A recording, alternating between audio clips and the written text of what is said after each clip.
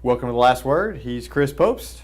I'm David Jenkins, and Chris, switch it up a little bit. Let's kind of change how we're going to talk about things this week. Instead of talking about some summer baseball and stuff that people really don't really care a whole lot about. I mean, some people do. Some people do. That's fine. Some people do. Let's Don't tell that to Michael Minner. Well, yeah, He certainly they care about it, but it's a lot smaller than what we normally have. So let's address some of the issues that we've heard through the course of the year that people have brought up to us, and we've heard other people talking about. And one of those is multi-sport athletes. Should kids that are in high school should they just concentrate on the one sport, or should they play multiple sports? And I think For me, I understand the drawbacks of playing multiple sports, with some injuries and stuff. Mm-hmm. But I think it's a definite benefit to the athletes and to the sports teams they play on. I mean, what about you? Yes. All right. They should. We're in agreement. We can go home. Yeah, let's go home. No, I mean, it really it's all up to the kid and what they decide. I get that, and I see both sides to it. But to me, playing multiple sports only continues to improve your body, improve your athletic ability, it seems to improve everything about playing sports in that realm, because you get use different muscles, different sports. I mean, there's all arguments that you've all heard before, but I mean, there's chances for you to experience new things and experience different people and have chances to lead different teams if you're that kind of athlete, that can be looked upon. I'm not going to knock and hate anybody that doesn't do that. It's fine. That's your choice again. But I think there's definite benefits to putting your body to work in different sports, and especially the big three as far as basketball, football, and baseball goes. I think you can, and track, you can kind of throw in it because that just kind of uses everything. But I think there's just a definite advantage to playing multiple sports for sure. Well, I think playing just one sport, when you're specializing in just one sport, I think it leads you to more injuries. I think we see more and more injuries, and I think that's because of kids playing just the one sport. It wears, you're using the same muscles over and over and over, and you're not. You just kind of overuse those muscles and you wear them out. You could use, for example, a pitcher. If you've been pitching since 10, 11 years old and you're playing baseball 12 months out of the year, your arm is shot by the time you're in your 20s.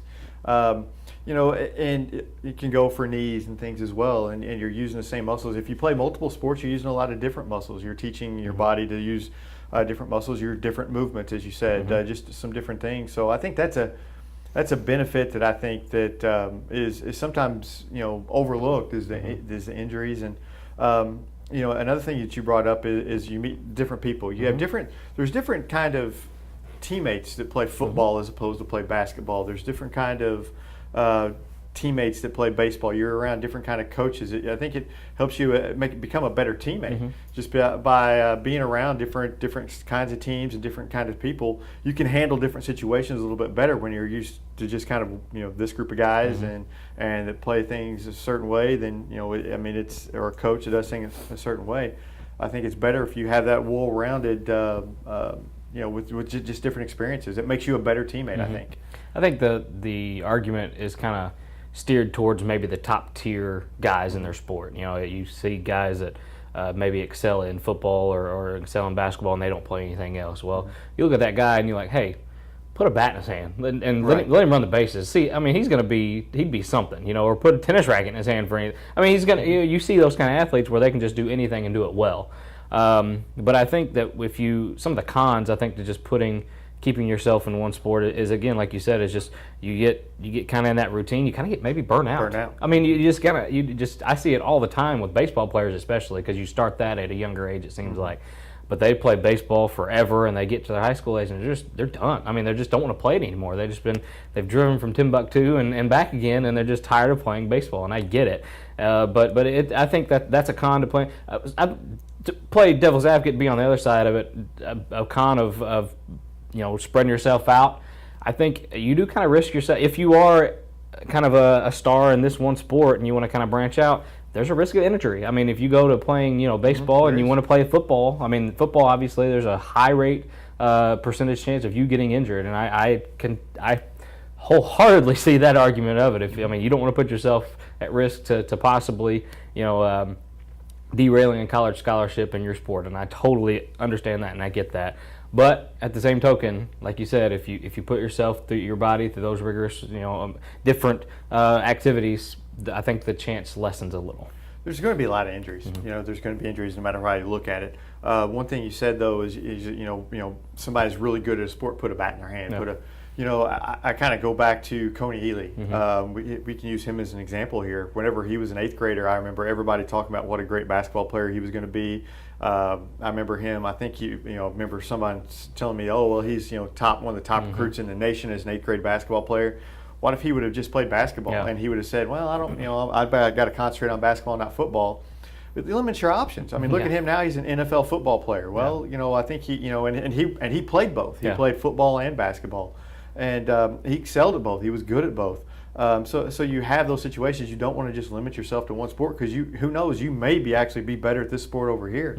And you mentioned the burnout. That's a key thing. I think we all get burned out at jobs and stuff, and when you do it for so long, and one of the arguments that we heard the other night is, well, if player X is shooting free throws, how does playing football help him better? Well, there's several ways it can help them better. Maybe not shooting that free throw, but maybe concentration. If you play a sport, football or something, where you have to have a little more concentration, but it's a different kind of concentration. It's you have to concentrate longer on guarding this receiver or something. Maybe it helps you focus more. Watching a 92-mile-an-hour fastball hit the bat. I mean, that's pretty. You have to stay pretty concentrated for that to concentrate in that if you want to play baseball, if you want to, or just by long-term concentration out in the field, knowing what you're going to do through long stretches, and then all of a sudden the ball's hit to you, got to make a quick reaction. That can help you in your sport. It can make you tougher if you're playing football and you're a defensive back and you're defending and you're having to defend this wide receiver and football. You can always be tougher, and I think football can maybe help a basketball player or a baseball player be tougher in some situations, and just kind of mental toughness if nothing else. So I think playing multiple sports offers a variety of ways to help kids, and I would like to see kids play more. I mean, if someone came and told me that, hey, you got a chance to be drafted in the Major League Baseball draft, and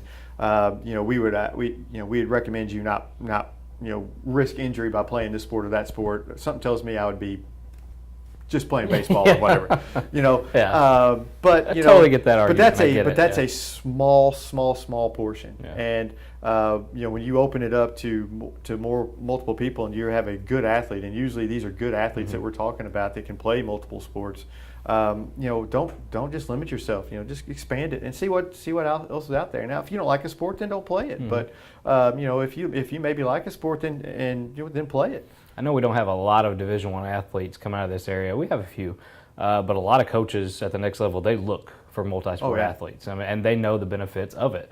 And if you got top tier coaches looking for that, why would I think differently? Why would I think that's bad for somebody to specialize in one sport? They know. I mean, they see athletes, better athletes than we will probably ever see.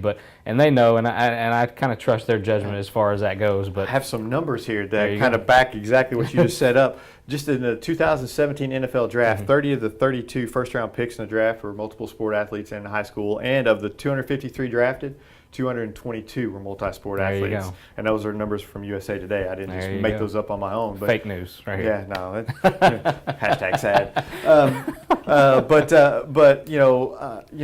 Michael Jordan, anybody? He played baseball. Yeah. LeBron James was an all-state wide receiver in high school. Yeah. I mean, if he can play, he's the best basketball player out there right now. I mean, and he played multiple sports. Just think of some guys around here that has excelled in multiple sports. Daryl Howard, it comes to mind. He was a multi-sport athlete, one of the best I've seen to kind of do. He was a hound dog on defense in basketball, and you got to think that his football background kind of helped him be that physical type of guy in the front of that press too. Of course, his track, he excelled at track too. He was just an outstanding athlete, and he used all those tools to and he's the most decorated athlete at Sykeston, Missouri. Right now, you have Ian Torrey at Portageville, who plays football, basketball, and baseball, and excels at all three. Yeah. I mean, he's a good player in all three sports, and I like to see kids play multiple sports. I like it. I mean, they shouldn't be forced to play, but if they like another sport or something, I think they should go out there and play. And I know there's some coaches out there like, oh, shut up, no. Yeah. But, I know there's a lot of coaches Yeah. that probably like. and there's some coaches that discourage it, and I have to disagree with them. I really do. I know that they want, if you're a basketball coach and you've got a really good basketball team and you want to keep them together throughout the summer, I get it. I really do. But I sometimes I think, in the long run, you might even be a little bit better by having them play some other sports. And there's some coaches that do realize that too. Yeah, and it's just all about, I know that you kind of, a lot of times you have a football school that the conditioning is different for basketball. You go straight into basketball, and I get the concerns there, and I truly do.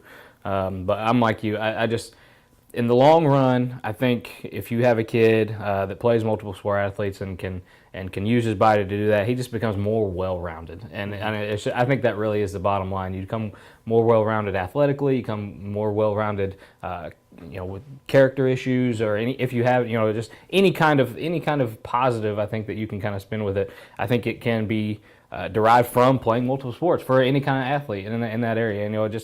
I'm all about just trying to be the most well-rounded you can be and just gain a little bit from each subject. And that's great. If you can specialize in this one, that's fine. That's your niche. That's great. But percentages show that's not, for the top tier athletes, that's not usually the best track to go. So that's just my opinion. I know we feel the same about that. I wish we could argue a little bit more. I know. I really want to argue about this stuff, but we agree. So, I'm sure there's people out there who are watching this that are, just throwing things at their computer screen right now that disagree. And great, we want to hear from you. I understand the argument. I really do, and I kind of see it that way too. I mean, I understand that if you want to keep a kid in a certain, that's fine. That there's nothing wrong with that at all. And there's no 100% right answer. No, there's not. There's no 100%, and each individual kid is different in what they should do. But overall, if I had a child, which I do not, but if I had a child, I would encourage multiple sports, and then for them just to find out what they like the most. And then if they decided they just wanted to play the one sport, then I wouldn't, but if they wanted to play multiple sports, I'd be behind them. So see, I have not an athletic bone in my body. I'm not an athletic person, but I encourage my kids to try everything that they can just once. CJ hated soccer. He probably won't ever play soccer. He kind of likes basketball. He likes swimming. I mean, he just finds different niches and stuff like that. And that's like you said, if I could encourage you to do anything, just don't force your kid to do what you like to do, because I kind of had that moment where I was like, no, my kid's going to like sports. No, the kid's different. He found his own niche, and he's doing his own thing. So it's just, we're getting off topic a little bit as far as parenting and athletes, but it still kind of goes along the lines of, just let the kid do what he wants to do. If you find a situation where he's being told to do this, if he thinks it's best for him, go ahead and do it. Right, because they know more than we do. Yes, exactly. All right, so this is a nice little thing. If you guys have some topics that you'd like us to discuss on the show that may be a little bit different than what we do while we're in the kind of these slow summers, let us know, and we'll maybe visit on the next episode of The Last Word. So we'll see you guys next time on The Last Word.